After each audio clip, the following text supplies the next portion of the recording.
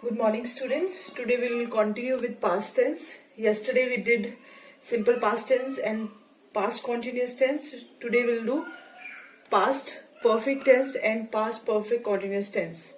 So let's start with past perfect tense. As I told you before, two things that you need to keep in mind is root verb and the helping verb. In present perfect tense, we use third form of the verb.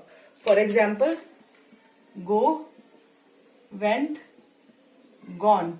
So here we use third form. Though we'll use gone, that is third form of go in case of past perfect tense. And the helping verb that we use in past perfect tense is had. Had helping verb will be used in past perfect tense. And आपको एक चीज notice करनी है, whether it is a singular subject or plural subject, दोनों के साथ हमारा had ही आएगा. You can see in these examples, he had done his work. Here we are using helping verb had and third form of do. Do, did, done. I had posted the letter. Again, helping verb had and third form of the verb post, posted. I had not posted the letter. Had I posted the letter? Yesterday I told you when we have to make a question or interrogative sentence, we start the sentence with helping verb. As we did in this case, we have started the fourth sentence with had, which is a helping verb. So I'll repeat once again. We'll use third form of the verb, root verb, and helping verb had in case of past perfect tense. और अगर आपको याद हो, when we did present tense in this class, तो मैंने आपको बताया था that whenever we write any sentence in perfect tense, whether it is present perfect, past perfect और future perfect, हमेशा वर्ब की थर्ड फॉर्म आएगी. तो परफेक्ट टेंस जब भी होगा, चाहे पास्ट हो, प्रेजेंट हो, फ्यूचर हो, हमको यूज करनी है वर्ब की थर्ड फॉर्म. और जो डिफरेंस आएगा वो आएगा सिर्फ हेल्पिंग वर्ब में. Now uses of present perfect tense. First is when two actions completed in the past. Past perfect tense should shows which action completed before the other one.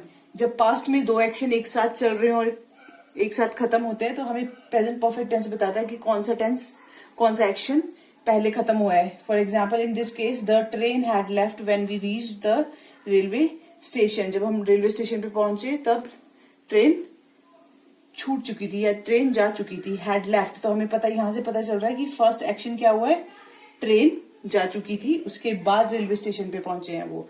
Then the second uses to express an action completed before a certain period of time in the past. ऐसे actions जो past में एक certain time पे complete हो चुके हैं, such actions we write in past perfect tense. For example, I had finished my work at 4 p.m. certain time 4 p.m. पे उसका काम खत्म हो चुका था. To express an impossible condition of the past, ऐसी condition जो impossible हो past में, such conditions we write in present perfect tense. For example, if rescue team had reached in time, the child could be saved. कि अगर जो rescue team time पे पहुंच जाती तो बच्चे को बचाया जा सकता था. आपको सिंपल याद रखना है, प्रेजेंट परफेक्ट टेंस में हम ऐसे सेंटेंसेस दिखते हैं जो पास्ट में खत्म हो चुके हैं, उनका प्रेजेंट से कोई लेना देना नहीं है. Next type is our past perfect continuous tense. This is the fourth type of past tense. Rules of this tense is, again we have to keep two things in mind, root verb and helping verb. In this case, we'll write first form of the verb plus ing. ing prefix लगाएंगे हम. Continuous tense जब भी आएगा तो हम v1 plus ing लगाएंगे. Second rule is had.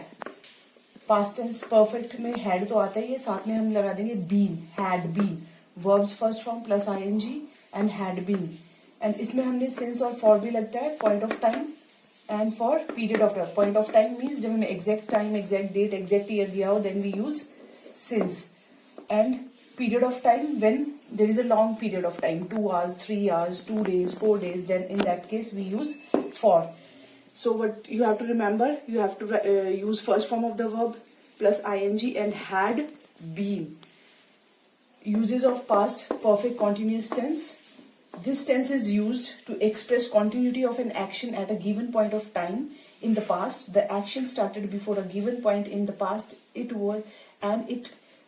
was continuing in the past for some time and probably continued after that also. It means कि जो एक्शन पास्ट में शुरू हुआ है आपका, और जब आप पास्ट में उस वक्त वो एक्शन हो रहा था, ऐसे एक्शंस को हम पास्ट परफेक्ट कॉन्टिन्यूअस टेंस में लिखते हैं. For example,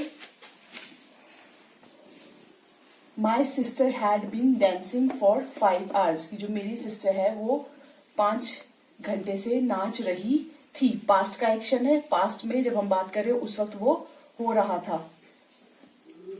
He had been running. वह दौड़ रहा था. जब हम पास्ट में बात कर रहे हैं उस वक्त वो एक्शन हो रहा था. For that we use past perfect continuous tense. This is all about past tense. Hope you have understood.